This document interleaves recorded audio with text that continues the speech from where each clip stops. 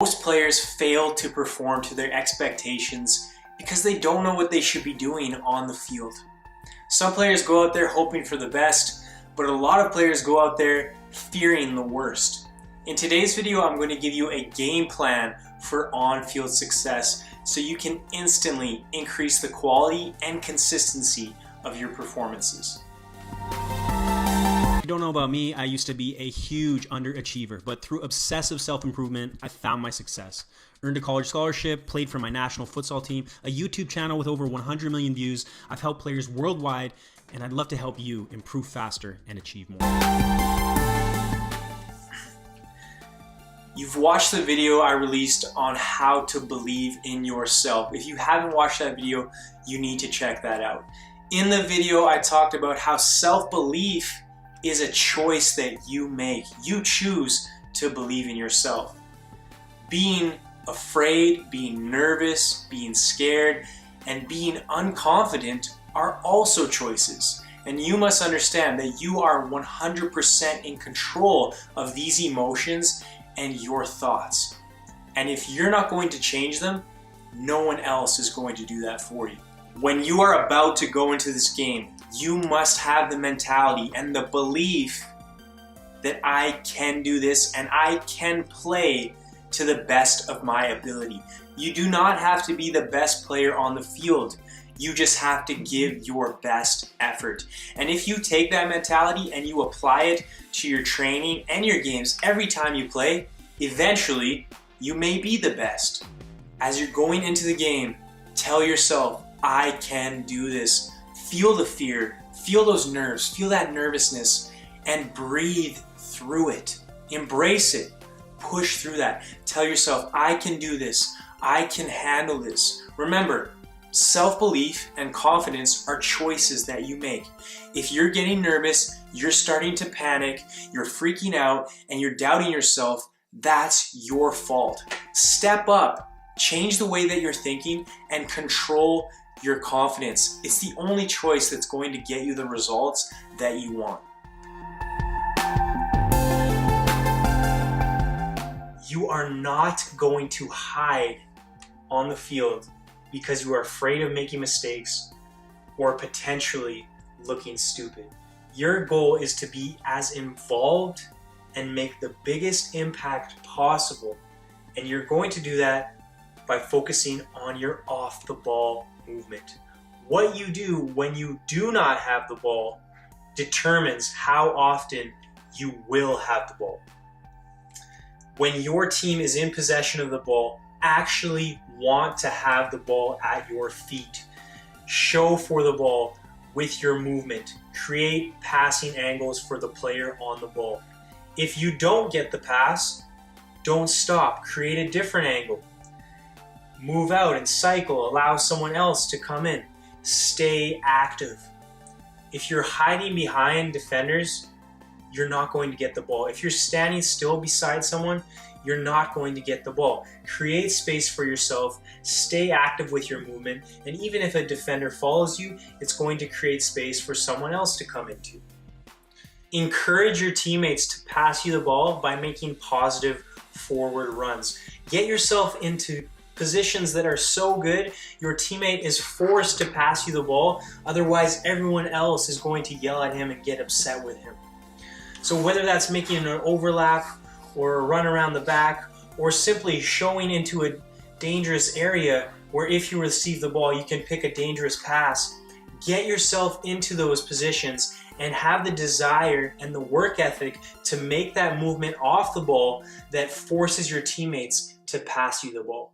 When you get into these good opportunities, ask for the ball with your voice, ask for the ball with your eyes, ask for the ball with your body language, and most importantly, ask for the ball with your positive movement. Defensively, take control of the game. The more you focus on the effort you put into your defending, the more you're going to be involved in the game. Because the harder you work defensively, the more often you're going to win the ball back, and then you're going to be in possession of the ball on the attacking side of the game. Realize that aggression is a choice. You can choose to be aggressive. You can choose to get in there. And it's more of a mentality than a skill. Choose to be aggressive and have the attitude that I am going to dominate my opponent. Make their life extremely difficult. If they're on the ball, do not give them a second to breathe. Force them to make mistakes. Force them to go backwards. Keep them away from your goal. They're trying to win. They're trying to score against your team. They're trying to take away your win. They're trying to take away your joy of winning. Are you going to allow them to do that? Or are you going to do everything possible to make their life as difficult as it possibly can be so they don't even want to play with you? Every time they get the ball, they should fear that you're coming to chase them down and making their life extremely difficult. If you want to take the game by its neck and you want to get the most out of every time you play on the field, it's so important that you have the desire to be involved and the willingness to work off the ball to be more involved in the play.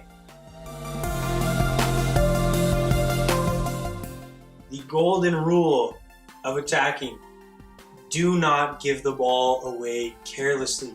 Take care of the ball. When you control the ball, you control the game. You force the opposition to react to you. So do not give the ball away. However, whenever possible, go forward.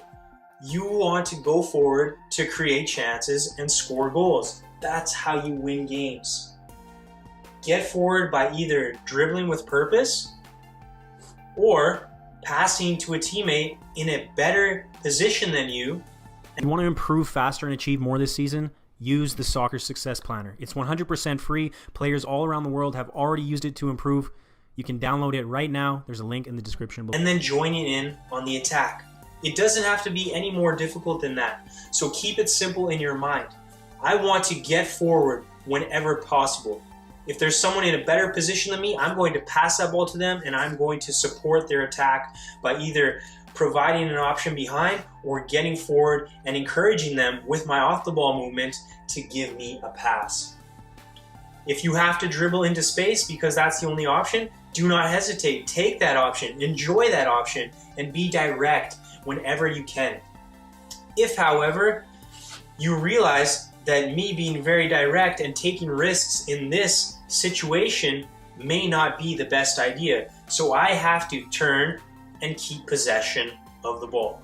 So keep possession of the ball, but be direct whenever you can. And if you get closed down like that, for instance, we're turning, we're keeping possession, but we're doing so with the intention of starting another attack.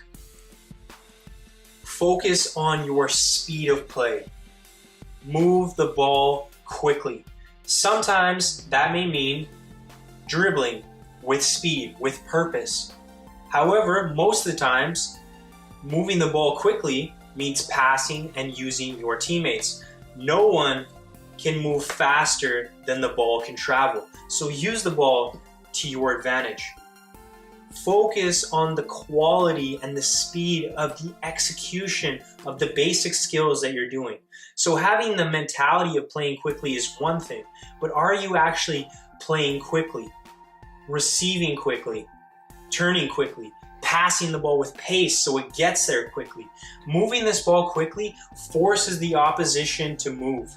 The faster we move the ball, the faster they are forced to move. And if we move the ball slowly, it gives the opposition more time to get into good defensive positions so they can stop us from attacking and stop us from creating chances. If you want to create more chances, move the ball faster. If you lose possession of the ball when you're attacking, win that ball back right away. Do whatever you can to either win the ball back or at least stop a counterattack. Now, you don't have to chase the ball all over the field. If the ball goes way over here and you're playing on this side, you're going to have to let that go and learn from your mistakes. However, if you lose the ball in this situation and it stays in your area, it's your responsibility to work as hard as you can to win that ball back or at least stop the counterattack. Do not waste a second when you lose the ball. Do not waste a second crying, complaining, being frustrated with yourself, or blaming someone else for not making a run or not doing something that maybe or maybe not they should have done. Every second you waste is a second that this team can use to hurt us on the counterattack. So if you lose the ball when attacking, win it back as soon as possible.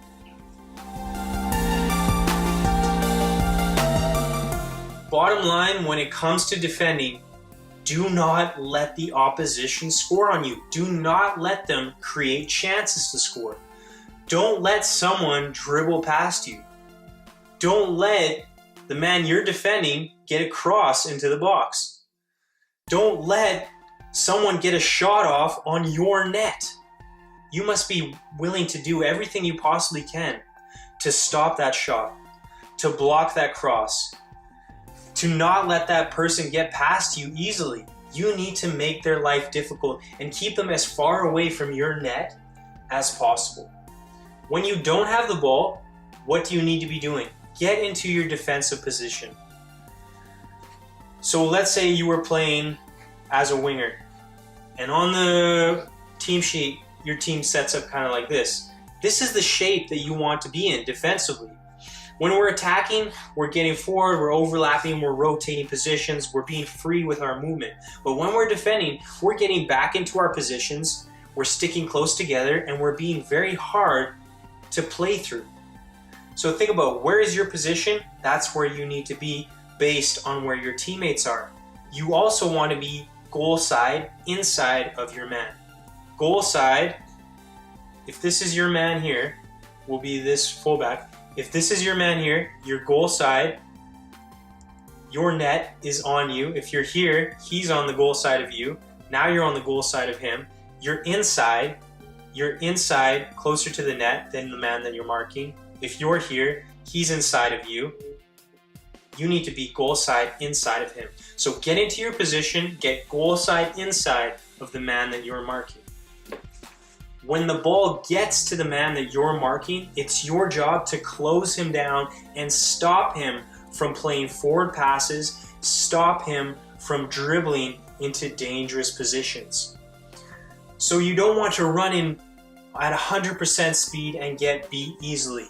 You want to approach with caution, but you don't want to take so much time that he's allowed to pick a pass, get a cross into the box, or even get a shot on goal. You need to close down quickly, and you need to deny space. Do not let him go forward. Do not let him play forward.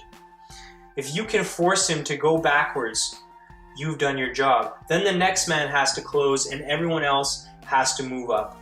If the ball gets switched around the field, the players on the other side will move to close to force them to go backwards, and everyone else will move up. We want to keep the opposition as far away possible from our net while keeping good defensive shape. If you are out of position because your team was going to get forward and we lost possession of the ball, track back with speed, with purpose, with the desire to get there before something bad happens. Don't rely on your other defenders who are back there to do the job. Get back there as quickly as you possibly can. That means not jogging back when you know you can sprint. Sprint back as fast as you can, get into your position, the place you know you should be, and then you can rest. Defending requires fitness and focus. You need to be in the right place at the right time, doing the right thing. And a lot of the times that means denying space, forcing him to go backwards. Now, don't be afraid to get in there and make a tackle when he shows too much of the ball or he has a bad touch. But if you want to be a good defender, you want to help your team defend, know where you should be and have the responsibility to be there at the right time. That will require you to work hard, and that will require you to stay mentally focused for the entire game.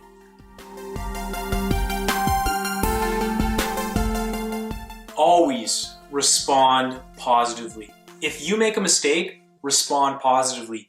If your teammates are playing horribly, respond positively.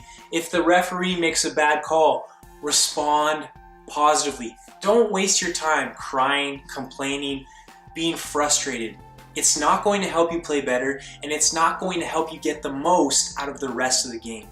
You are responsible for your thoughts, you are responsible for controlling your emotions, and you are definitely responsible for the way you respond to what happens out there on the field.